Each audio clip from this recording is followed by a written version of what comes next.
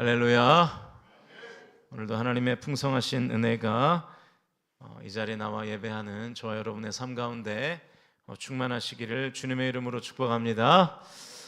이제 하나님 말씀 보시겠습니다. 마가복음 1장 1절 말씀입니다. 신약성경 52면 마가복음 1장 1절 말씀, 한 절이니까요 같이 한 목소리로 합독하겠습니다. 마가복음 1장 1절입니다. 시작. 하나님의 아들 예수 그리스도의 복음의 시작이라.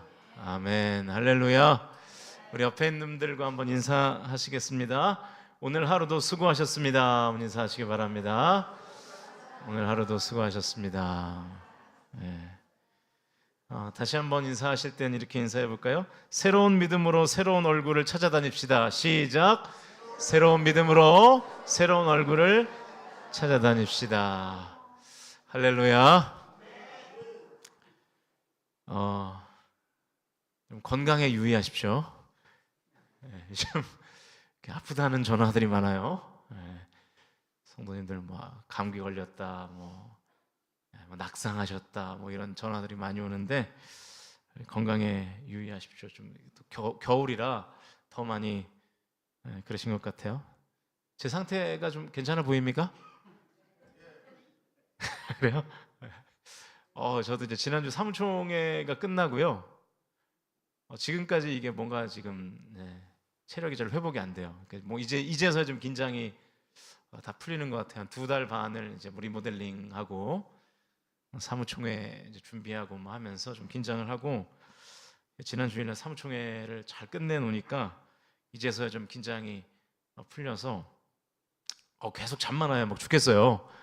그래서 오늘 낮에도 일하다가 잠깐 들어가서 자고 그랬는데 건강에 유의하시고요. 날씨가 좀 더 많이 추워지는데 하나님의 보호하심이 저 여러분의 삶 가운데 임하시기를 기도합니다. 우리가 지난 주일에 제가 지지난 주일이죠.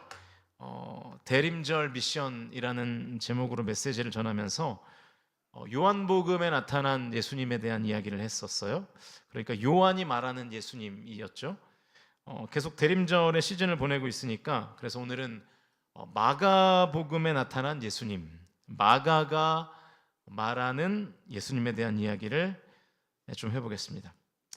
먼저 마가복음을 기록한 마가에 대한 이야기를 잠깐 해보면요, 마가의 유대식 이름은 요한입니다. 요한. 그래서 우리가 마가라고 부르기도 하지만 마가 요한 이렇게 부르기도 하죠.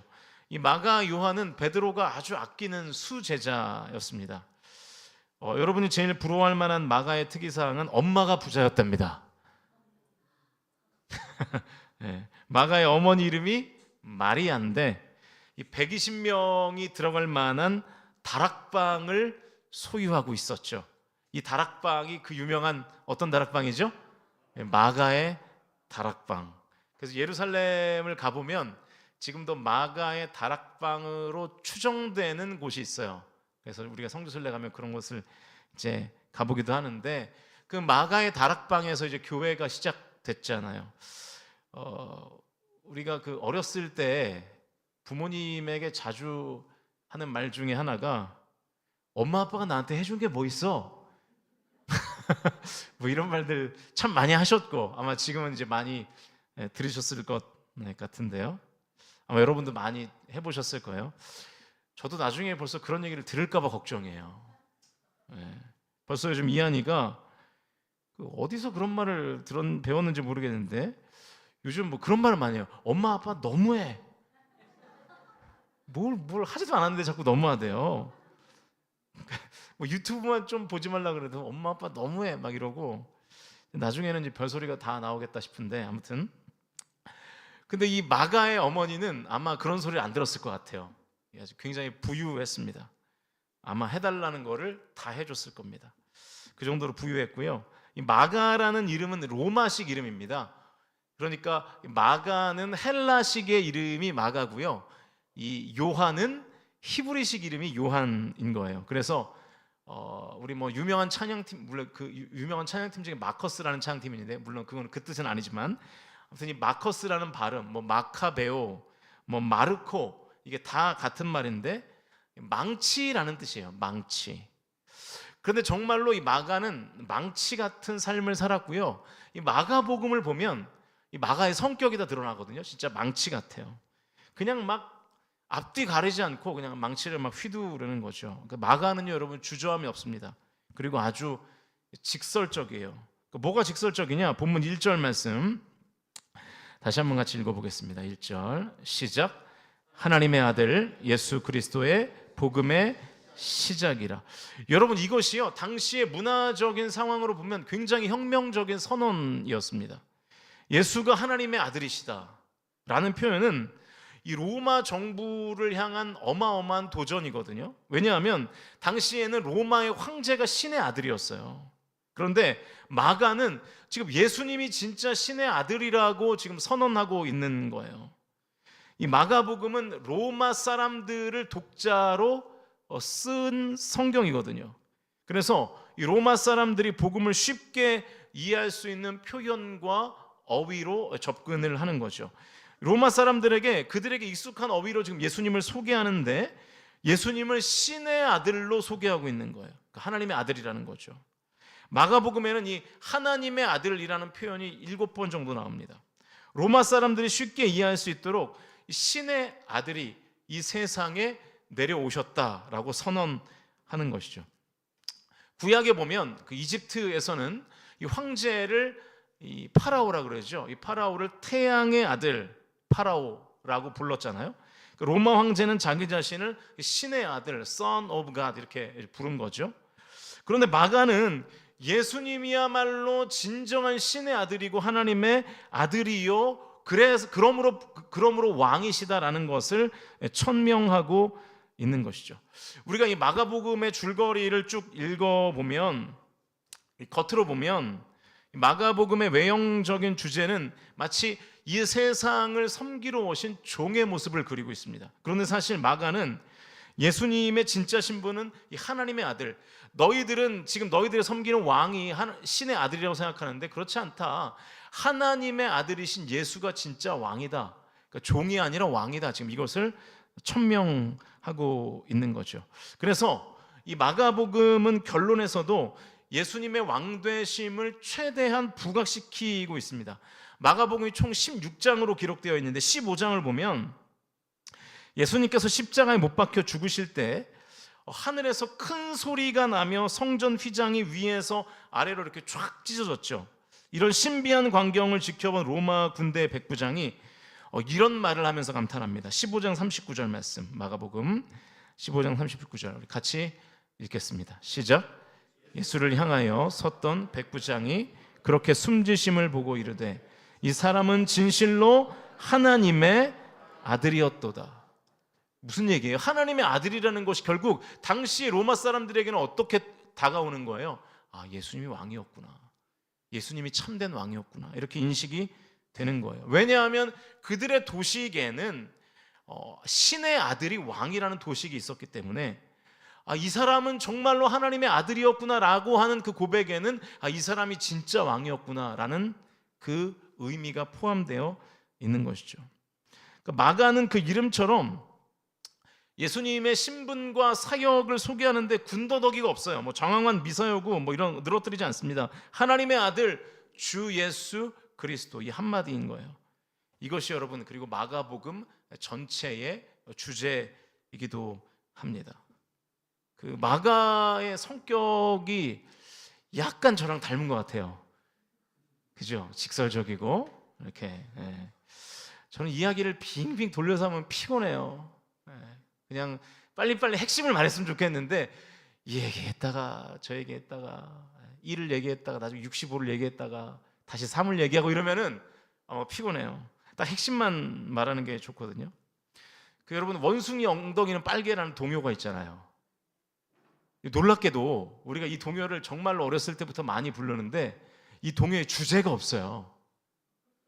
그죠? 원숭이 엉덩이는 빨개. 그리고 시작해서 어디로 가는 거예요? 높으면 백두산으로 끝나요. 그죠? 원숭이 엉덩이가 빨간 거하고 그죠? 백두산이 높다는 게 대체 무슨 연관이 있어요? 그러니까 아무런 핵심이 없는데 그냥 그거를 쭉 나열하면서 우리는 그걸 좋다고 그걸 부른 거거든요. 그러니까 저 같은 사람은 이제 피곤한 거예요. 핵심이 없으니까. 근데 마가복음은 그렇지 않아요. 딱 핵심이 있어요.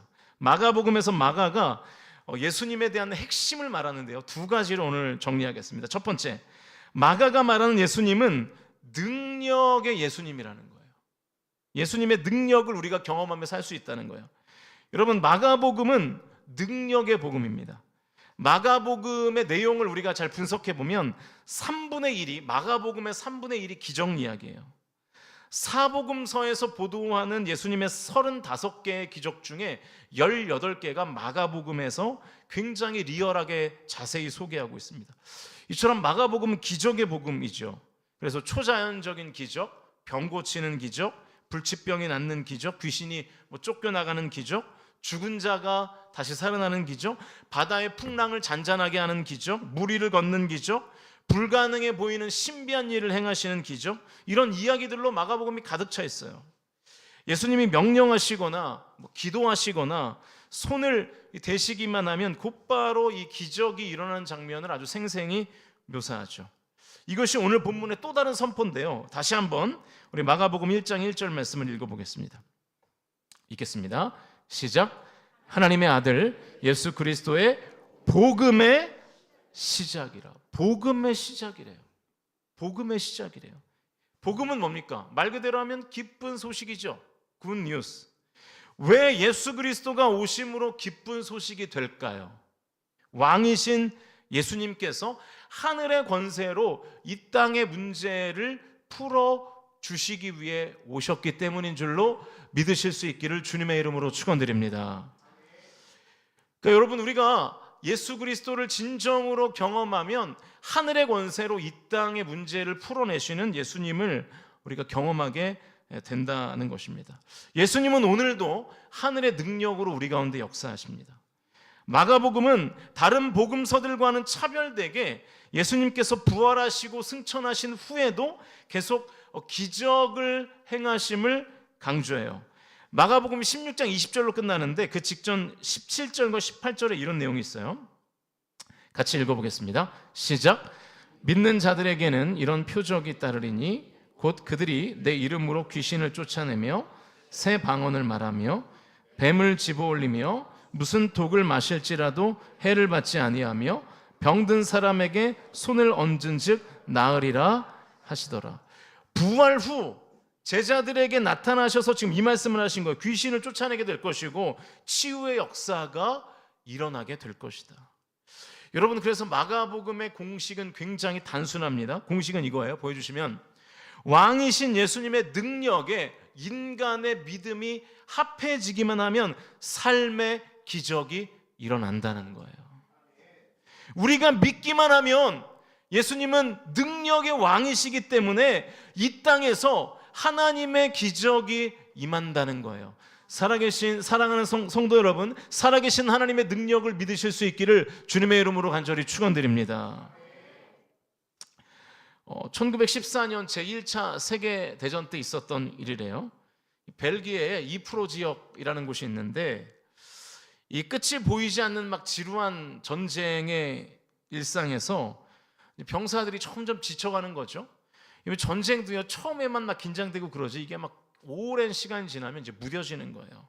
그러다가 어느덧 이제 크리스마스 성탄이 찾아왔대요. 이 참호에서 대치 중이던 영국군과 그리고 독일군 병사들이 각자 참호에서 이제 크리스마스 캐럴을 부르는데 적군의 진영에서 캐럴성이 들려오니까 뭐 적군 아군 막 가릴 것 없이 서로가 이 촛불을 켜고 전등을 켜고 작은 이제 크리스마스 트리들을 막 만들어서 참호 위로 막 올리기 시작했다는 거예요.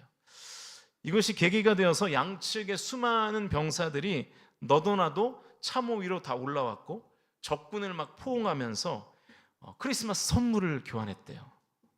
실제 있었던 일입니다. 그러다가 양측 참호 사이에 버려져 있던 아군의 시신들을 이제 각자 수습을 하고 축구장을 만들어서 크리스마스 날 같이 막 축구하고 그랬다는 거예요. 밤이 되었고 이들이 같은 캐럴을 부르고 전쟁이 끝나기를 기도한 다음 다시 각자의 참호로 돌아갔답니다. 이 기적을 이끌었던 캐럴이 바로 고요한 밤 거룩한 밤, 고요한 밤 거룩한 밤, 그 찬양이었대요. 여러분, 이 캐럴 한 곡 가지고도요 놀라운 기적이 나타나는 것입니다. 그러므로 사랑하는 성도 여러분, 좀 전에 그 공식을 기억하세요. 우리 편에서 믿음만 잘 준비되어 있으면 하나님이신 예수님은, 능력의 왕이신 예수님은 곧바로 행동을 개시하십니다. 왜냐하면 우리가 믿는 예수 그리스도는 능력의 왕이시기 때문인 줄로 믿습니다. 이 성탄의 시즌에 우리 성관 공동체에 속한 모든 성도들이 준비해야 될 것이 뭐냐? 온전한 믿음이에요. 예수님을 진정으로 믿는 그 믿음, 능력의 왕이신 예수님이 행하신 놀라운 기적을 체험하는 방법은 우리가 하나님 앞에 온전한 믿음을 드리는 것입니다. 여러분이 대림절 시즌에 온전한 믿음을 가지실 수 있기를 주님의 이름으로 축원드립니다. 이 마가가 말하는 예수님, 그 두 번째는 용서의 예수님입니다. 우리가 성탄절을 복되게 맞이하려면 우리의 죄를 깨닫고 뉘우치는 회개가 선행되어야 하죠. 예수님이 이 땅에 오신 근본적인 목적은 우리의 죄를 용서하시기 위해서죠. 예수님은 나의 죄 때문에 하늘 보좌를 버리시고 이 낮고 낮은 이 땅으로 내려오셨잖아요. 그래서 성탄절이, 여러분 잘 한번 생각해 보시면, 성탄절은 우리 편에서는 굉장히 기쁘고 행복한 날이지만 하나님 편에서는 약간 좀 슬픈 날이기도 합니다. 왜냐하면 자신의 아들을 내어준 그런 날이니까요.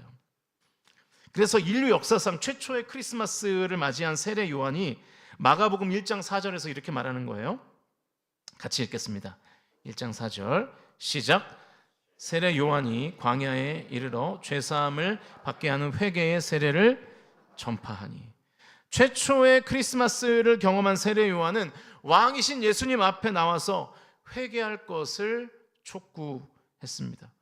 회개만이 죄사함을 받는 길이기 때문이죠. 그래서 마가복음 1장 5절에 의하면 세례 요한을 들은 많은 사람들이 자기들의 죄를 고백하면서 세례 요한에게 세례를 받았습니다. 사람들이 세례를 받으러 요단강으로 내려올 때 세례 요한은 합당한 그 회개에 합당한 열매를 맺으라고 구체적인 이야기들을 제시하기도 하죠. 그래서 사람들은 이 왕으로 오신 예수님을 보기 위해서 자신의 죄를 뉘우치고 낱낱이 참회했습니다. 그래서 자신의 부도덕한 행위들, 탈세, 사기, 거짓, 횡령, 착취, 이런 모든 죄들을 다 주님 앞에 회개하는 거예요. 예수님은 오늘 우리에게도 이 회개의 그리고 죄사함의 자리로 초청하십니다. 마가복음 1장 15절 말씀 같이 읽겠습니다. 시작. 이르시되 때가 찼고 하나님의 나라가 가까이 왔으니 회개하고 복음을 믿으라 하시더라. 그냥 복음을 믿으라고 말하시지 않았어요. 뭐를 하고요? 회개하고. 회개가 선행되어야 한다는 거예요. 오늘도 여전히 왕이신 예수님께서는 회개하는 자에게 용서의 은총을 베풀어 주시는 줄로 믿으실 수 있기를 주님의 이름으로 축원드립니다. 예수님께서 이 땅에 왜 오셨는가? 우리 용서하시기 위해서 오셨다는 거예요.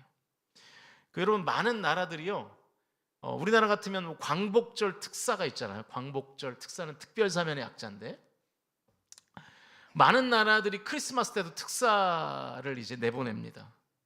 우리나라도 보니까 제가 이 데이터가 정확한지 모르겠는데 기사를 찾아보니까 2022년도에 크리스마스 특사가 있었더라고요. 여러분, 우리도 그렇게 하자고요. 이번 성탄절에 왕이신 예수님께 회개함으로 용서의 은총을 저와 여러분 모두가 경험하실 수 있기를 주님의 이름으로 간절히 축원드립니다. 회개하면 하나님의 용서가 임하게 될 줄로 믿습니다. 제가 예전에 조치원교회 원로 목사님 설교를 들으면서 굉장히 감명을 받았던 기억이 있어요. 그분 설교하시기를 지옥은 죄 짓는 사람이 가는 게 아니라는 거예요. 지옥은 누가 가나요? 죄를 지었는데 회개하지 않은 사람이 간다는 거예요. 제가 이 한 문장이 지금도 아주 제 뇌리에 깊게 박혀 있습니다. 정말 맞는 말 아닙니까, 여러분? 여러분, 천국 가는 방법은 간단합니다. 죄를 막 지으란 얘기가 아니라 지은 죄를 회개하면 하나님께서 용서해 주실 줄로 믿습니다. 사랑하는 성도 여러분, 나의 죄를 용서하기 위하여 이 땅에 오신 예수님께 회개함으로 죄사함의 은총을 받으실 수 있기를 주님의 이름으로 축원드립니다. 그러면 천국 가시고요, 이 땅에서도 천국을 누리게 될 줄로 믿습니다. 마가복음을 통해서 예수님에 대해서 두 가지 말씀드렸어요. 마가가 예수님을 이렇게 말하는 거예요. 첫 번째, 예수님은 능력의 왕이시다. 예수님의 능력과 우리의 믿음이 붙기만 하면 우리의 삶에 기적이 일어난다. 여러분, 믿음으로 반응하셔서 예수님의 능력을 경험하는 이 성탄 시즌이 되시기를 주님의 이름으로 축원드립니다. 또 예수님은 용서하시는 분이십니다. 회개로 반응하시면 돼요.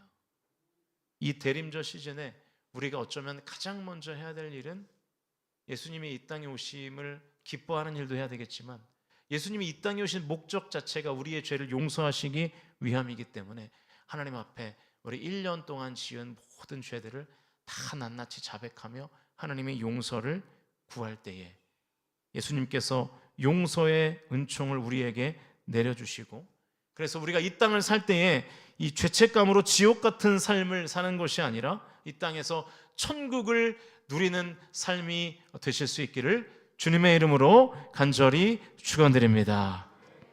우리 다 같이 찬양하시면서 기도하시겠습니다.